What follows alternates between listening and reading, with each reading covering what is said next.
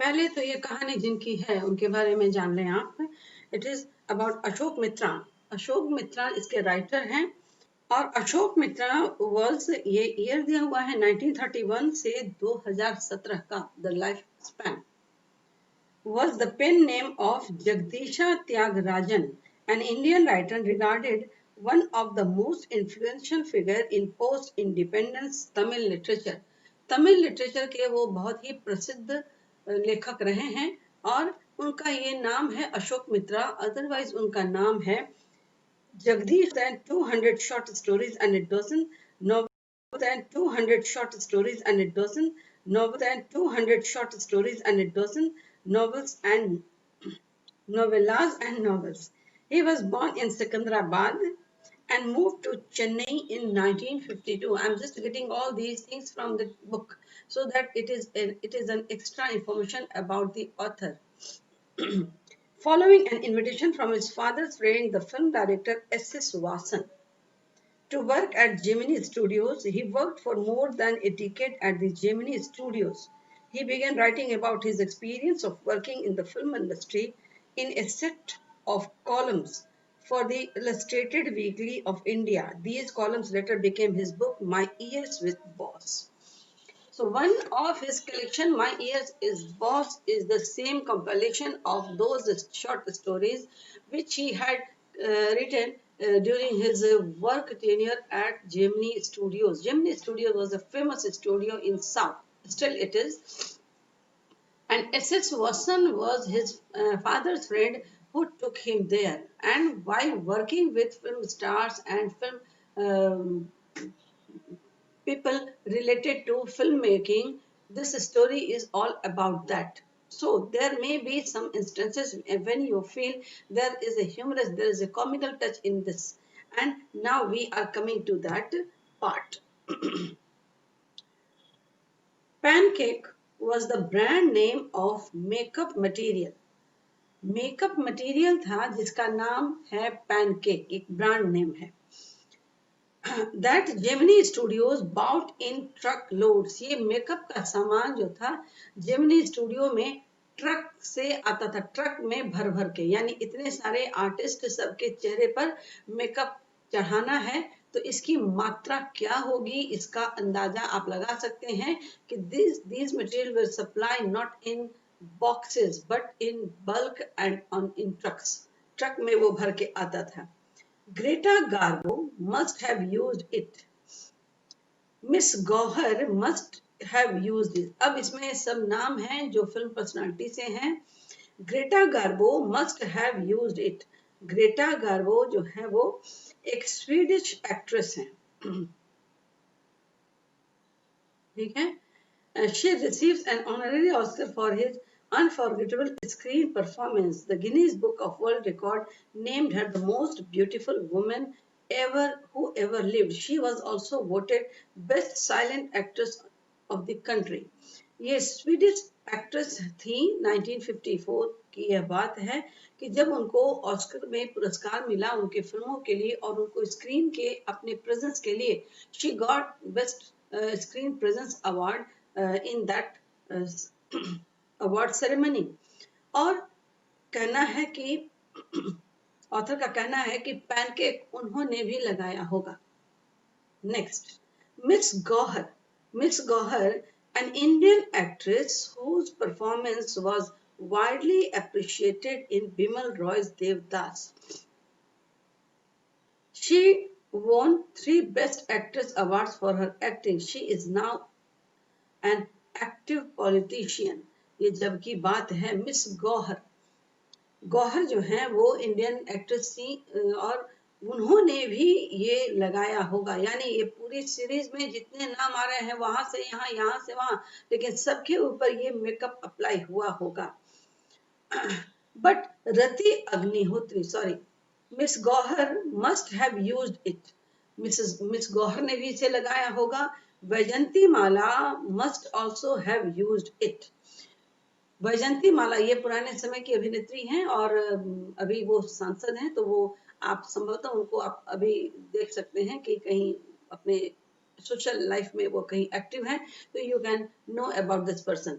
अब आइए, वैजंती माला ने भी हिंदी फिल्मों में भी इन्होंने अभिनय, बहुत सारी फिल्मों में इन्होंने अभिनय किया है, तो वैजंती माला भी जरूर इस मेकअप को लगा चुकी हैं। But Rati Agnihotri may not have even heard of it. लेकिन रति अग्निहोत्री एक और एक्ट्रेस, ये 70s 80s की फिल्म की अभिनेत्री हैं और संभवतः इन्होंने इसके बारे में नहीं सुना होगा। यानी रति अग्निहोत्री के समय तक आते आते पैनकेक का कुछ और भी बदलाव हुआ होगा। वे मस्ट नो, आगे जाके देखें क्या है। The makeup department of the Gemini Studios was in the upstairs of a building that was believed to have been Robert Clive's stable. The makeup department जो था Gemini Studios का was in the upstairs of a building, एक building के सीढ़ियों पर जाकर, सीढ़ी से जाकर किसी फ्लोर पे हो, वहां था। That was believed to have been Robert Clive stable, ये संभवतः रॉबर्ट क्लाइव का अस्तबल माना जाता था, यहाँ पर घोड़े माने जाते थे। A dozen other buildings in the city are said to have been his residence. इस इलाके में बहुत सारी बिल्डिंग्स जो हैं वो माना जाता था कि ये सब रॉबर्ट क्लाइव की ही बिल्डिंग है। For his brief life and even briefer stay in Madras, Robert Clive seems to have done a lot of moving. उनका प्रवास, उनका जीवन भी बहुत छोटा रहा और उससे भी छोटा उनका मद्रास में प्रवास रहा। Robert Clive seems to have done a lot of moving, besides fighting some impossible battles in remote corners of India and marrying a maiden in St. Mary's Church in Fort St. George in Madras. अब ये Robert Clive का definition है, sorry इसका introduction है कि वो मद्रास में बहुत कम समय तक रहे। Clive seems to have done a lot of moving, वो बहुत ज्यादा उनका इधर से उधर आना जाना, बहुत सारा मूवमेंट उनके नाम पर है। मूवमेंट मतलब आंदोलन नहीं, मूवमेंट मतलब कि कभी यहाँ जाना, चूंकि उनका जीवन भी छोटा रहा और प्रवास जब यहाँ है तो कई जगह वो गए होंगे। और besides fighting some impossible battles in remote corners of India, किसी जगह इंडिया के रिमोट कॉर्नर में उन्होंने कुछ असंभव जैसी लड़ाइयां भी लड़ी थी। And marrying a maiden in St. Mary's Church, वहां पर उन्होंने एक मेडन कहते हैं जिसको at Saint Mary's church in Saint George in Madras, Saint George Madras में मेरी चर्च में उन्होंने उस कन्या से विवाह किया। The makeup room had the look of a hair cutting salon with lights at all angles, around half a dozen large mirrors. Makeup room से you can easily imagine what the makeup room could be look like. There would be mirrors, there would be extra lighting, because all of the people who come for their makeup, they need lighting so that they may look perfect on screen, because all the things that is presented there, that is made up there, has a direct link to their screen presence. So that's why there is always flow of light inside the makeup room. Besides, there are mirrors so that one can see his face or his entire figure from different angles. So the makeup room had look of a hair cutting salon. यहाँ पर makeup hair cutting, sorry makeup जो room है ये hair cutting salon जैसा है, जैसा था। With lights at all angles, सभी कोनों से, सभी एंगल से वहाँ लाइट आ रही थी। Around half a dozen large mirrors, और करीब आधे दर्जन से ज्यादा बड़े बड़े मिरर्स थे, आईने थे। They were all incandescent lights, सभी में बहुत नीचे आता हुआ प्रकाश पड़ता था। So you can imagine the fiery misery of those subjected to makeup, ताकि आप जो भी थोड़ी बहुत कमी रह जा रही है, इतना ज्यादा लाइट में फिर आपके मेकअप में जो भी कमी रह जा रही है, मामूली सी भी वो नजर आ जाती थी। Of those subjected to, you can imagine the fiery misery of those subjected to makeup. ये जो लोग वहां आते थे उस लाइट में मेकअप के समय आप उनकी कल्पना कर सकते थे कि वो पूरी तरह उनका स्किन बदल जाता होगा, कैसा लगता होगा। The makeup department was first headed by a Bengali. पहले ये मेकअप डिपार्टमेंट जो था, it was under a Bengali, a person hailing from Bengal, who became too big for a studio and left। जिसने सोचा कि अब उसका मेकअप मैन का काम जो है वो नहीं करेगा, वो अब स्क्रीन पर सीधे हीरो इत्यादि की भूमिका में ही आएगा, और इसीलिए उसने इस स्टूडियो को छोड़ दिया। He was succeeded by a Maharashtrian who was assisted by a Dharwad Kannadiga, and Andhra, a Madras Indian Christian। He was succeeded by a Maharashtrian। पहले तो उसने छोड़ दिया, उसके बाद जो आए उस स्टूडियो के मालिक बन के, महाराष्ट्रियन था, who was assisted by a Dharwad कनिगा। Dharwad कनिगा नाम से एक व्यक्ति उनका असिस्टेंट बना, महाराष्ट्रियन का। And Andhra, A Madras Indian Christian, थोड़ा आंध्रा का और थोड़ा सा मद्रास का, वो भारतीय क्रिश्चियन था। And Anglo Burmese and the usual local Tamils, all this show that there was a great deal of before AIR and Doordarshan began broadcasting programs on national integration।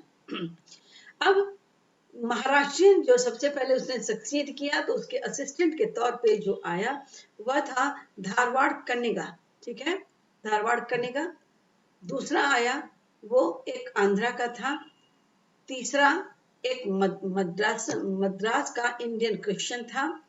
और चौथा एन इंग्लो बर्मीज, और उसके बाद जो usual local Tamils हैं, Gemini studios Tamil में, sorry south में ही है, इसीलिए तमिल के जो अन्य लोग हैं तमिलनाडु के, वो भी उसके एसोसिएट्स होते थे, तब के समय की बात है।